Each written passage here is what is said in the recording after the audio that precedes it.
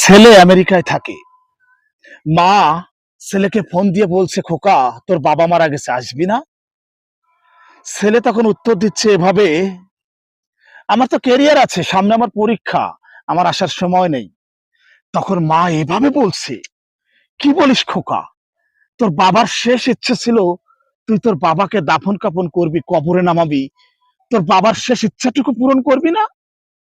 তখন ছেলে এভাবে বলছে, শোনো মা, আমি তখন ক্লাস 5-এ পড়ি, আমার দাদা মারা গিয়েছিল, আমি দাদার লাশের পাশে বসেছিলাম, তুমি আমার হাত ধরে জোর করে টানতে টানতে স্কুলে নিয়ে গিয়েছিলে। তখন আমি ক্লাস 5-এ পড়তাম, আর তুমি বলেছিলে এভাবে যে মারা যাওয়ার সে তো মারা গেছে, তোর ক্যারিয়ার আছে না, চল স্কুলে চল।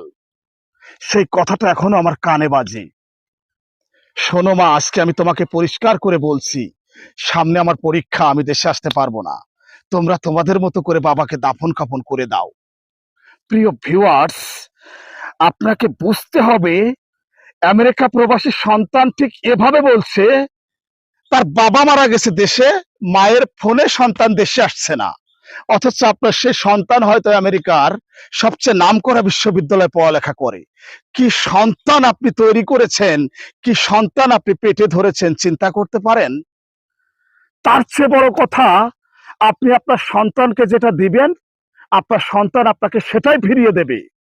দেখেন, আমাদের সমাজে এরকম অনেক ঘটনা ঘটে, ছোট্ট বাচ্চা সন্তানের সামনে বাপ তার বাপকে, অর্থাৎ সন্তানের দাদাকে তার দাদিকে প্রহার করা হয়। শুধু এতটুকু মনে রাখবেন, মাঝখানে অল্প একটু সময় বাকি থাকবে, যে সন্তানের সামনে আপনি আপনার পিতার গায়ে হাত দিচ্ছেন, মাকে খেতে দিচ্ছেন না, এই সন্তান আপনাকে একসময় রাস্তায় ফেলে আসবে বস্তায় ভরে, ইতিহাস সাক্ষী। কাজেই আপনি আপনার সন্তানকে যেটা শেখাবেন, পরবর্তীতে আপনার সন্তান আপনার সাথে ঠিক সেটাই ফিরিয়ে দেবে। মাঝখানে অল্প একটু সময় বাকি থাকে, দিন শেষে আপনাকেই গোয়াল ঘরে ঘুমাতে হবে, এটা চূড়ান্ত সত্য।